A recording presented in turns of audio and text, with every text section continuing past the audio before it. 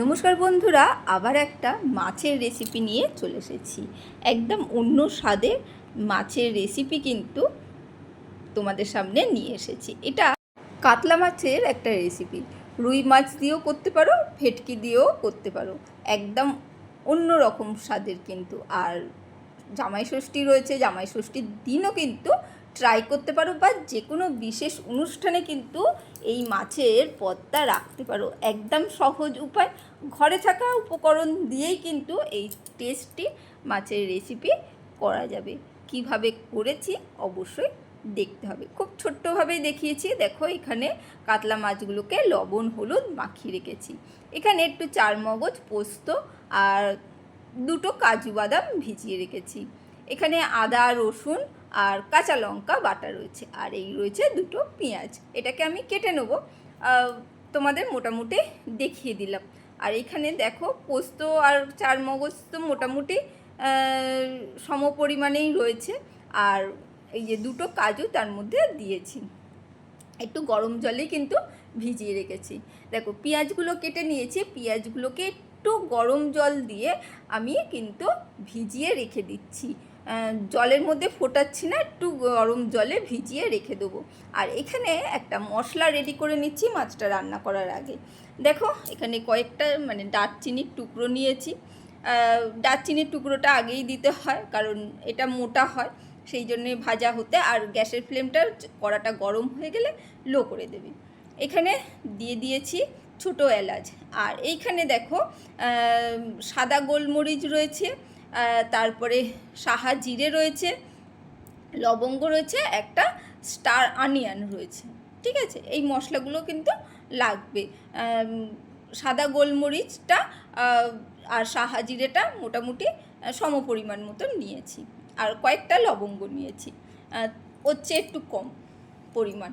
আর একটা তো star onion নিয়েছি। এই মশলাটা করে রেখে দেবো। এই পুরো মশলাটা কিন্তু লাগবে না, এর থেকে অল্পই একদম ছোটো চামচের হাফ চামচের মতনই ব্যবহার করব। এই মশলাটা কিন্তু অন্য যে কোনো রান্নায় কিন্তু তোমরা ব্যবহার করতে পারো, যেটা রান্নার স্বাদকে খুব বাড়িয়ে দেবে। আর এটা দিয়ে দিয়েছি জয়িত্রী। জয়িত্রীর ফুলটা একটু হাত দিয়ে আমি ছিঁড়ে টুকরো করে দিচ্ছি, যাতে খুব তাড়াতাড়ি গরমটা হয়ে যায়। এই জয়িত্রী ফুলটা দিয়ে কিন্তু গ্যাসটাকে বন্ধ করে দিতে হবে। গ্যাস বা ওভেন যেটাই করো না কেন, সেটাকে বন্ধ করে দিতে হবে, কারণ কড়াটা গরম থাকে, তার মধ্যেই কিন্তু এটা ভাজা হয়ে যাবে।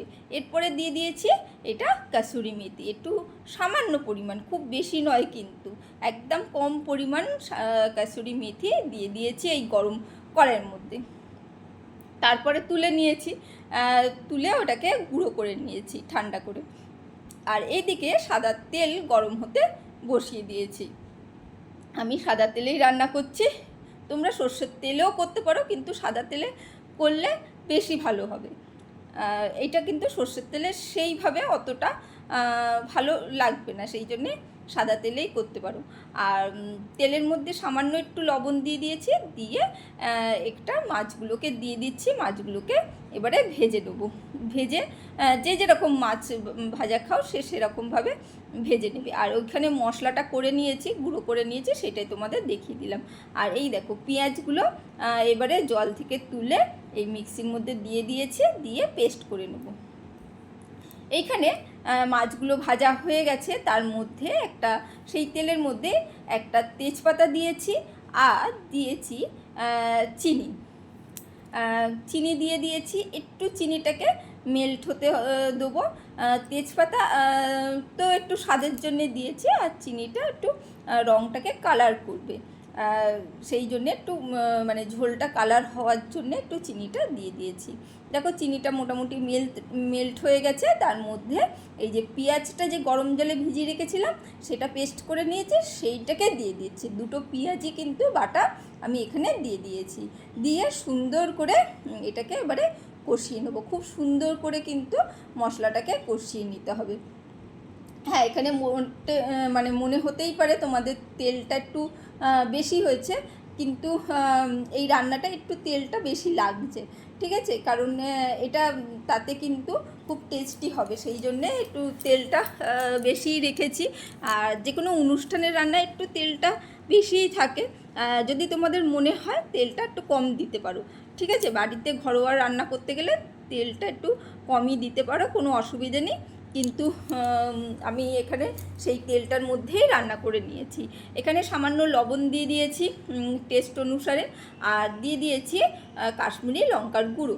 এখানে কিন্তু আমি হলুদ ব্যবহার করছি না, এখানে আমি কাশ্মীরি লঙ্কার গুঁড়ো দিয়ে দিয়েছি গ্রেভিটার খুব সুন্দর রং হওয়ার জন্যে। আর মাছ ভাজার সময় হলুদটা ব্যবহার করেছি যাতে রংটা ভালো আসে, সেই জন্যে। না হলে মাছ ভাজা হলুদটা না দিলে একটু ফ্যাকাশে ফ্যাকাশে লাগে, অনেকেই তো হলুদ ছাড়া মাছ খেতে ভালোবাসে না, সেই জন্যে।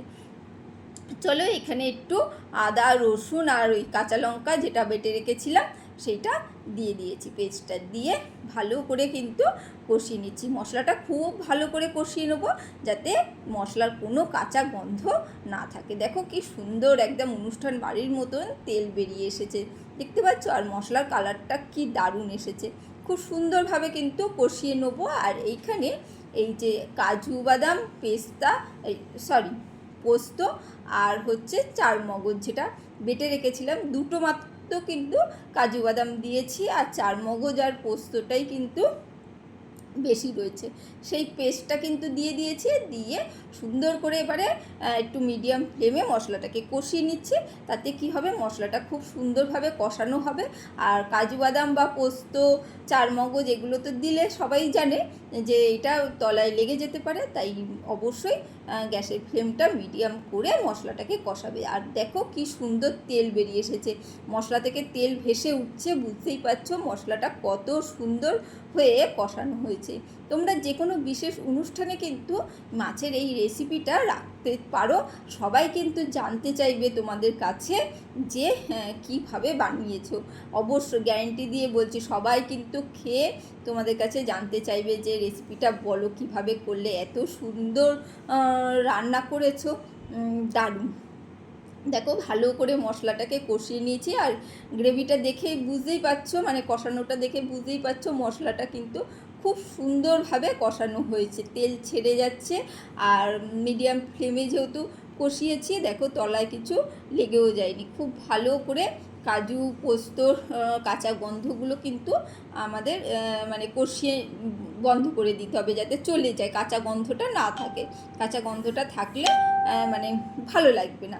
এরপরে মশলা ধোয়া জলটা তো অবশ্যই দেবো, মশলা ধোয়া জলটা দিয়ে ভালো করে কষিয়ে নেবো। মশলা ধোয়া জলটা দিলে কি হয়, মশলা মানে ফেলেও দেওয়া হলো না, যেটুকুনি লেগে রয়েছে সেইটুকুনি মানে গ্রেভির মধ্যে চলে গেল, আর রান্নার স্বাদটা তো অবশ্যই বাড়ায়, সেই জন্যে একদম ধুয়ে পুছে কিন্তু মশলার জলটা দিয়ে দিতে হয়। চলো দিয়ে দিয়েছি, এবারে জলটা ফুটে উঠেছে গ্রেভিটা, এইখানে গ্রেভিটা ফুটে উঠলে আমরা ওই যে মশলাটা গুঁড়ো মশলাটা রেডি করেছিলাম না, সেই সিক্রেট গুঁড়ো মশলাটা দেখেছো একদম মানে ছোটো চামচের মানে আইসক্রিমের চামচগুলো সেই চামচের হাফ চামচ মতন দিয়ে দিয়েছি।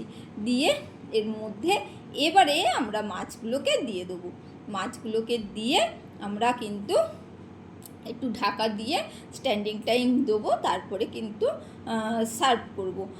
এতে মানে এত স্বাদ বাড়ে কল্পনার বাইরে। এর মধ্যে আমরা কয়েকটা কাঁচা লঙ্কা চিড়ে বা ভেঙে দিয়ে দেবো, তাতে কি হবে কাঁচা লঙ্কার স্বাদটা এই ঝোলের টেস্টটায় মানে গ্রেভির টেস্টটায় আরও বাড়িয়ে দেবে, সেই জন্যে ওপর থেকে আমরা কাঁচা লঙ্কা একটু বাটা ব্যবহার করেছি, কিন্তু অবশ্যই এই ওপর থেকে একটু কাঁচা লঙ্কা কয়েকটা চিড়ে বা ফাটিয়ে অবশ্যই দিও, আস্ত নয়, একটু ফাটিয়ে দিও ভেঙে, বড় লঙ্কা হলে বা চিড়ে দিও, যেরকমই হোক চিড়ে দিও, তাহলে কি হবে কাঁচা লঙ্কার স্বাদটা এর মধ্যে যাবে। দেখো দিয়ে দিয়েছি। এবারে আমি কিন্তু বন্ধ করে চাপা দিয়ে একটু স্ট্যান্ডিং টাইম দেবো, তাতে ওই যে গ্রেভিটা একদম দারুণ হয়ে উঠবে। দেখো আমার কিন্তু রেডি হয়ে গেছে। কেমন লাগলো রেসিপিটা অবশ্যই বলো, আর ট্রাই করো অবশ্যই, বিশেষ দিনে কিন্তু ট্রাই করো। আর ভালো লাগলে লাইক কমেন্ট শেয়ার করতে ভুলো না। পাশে থেকো, পাশে আছি। চলো আজকের জন্য টাটা, বাই বাই, আবার দেখা হবে অন্য কোনো দিন।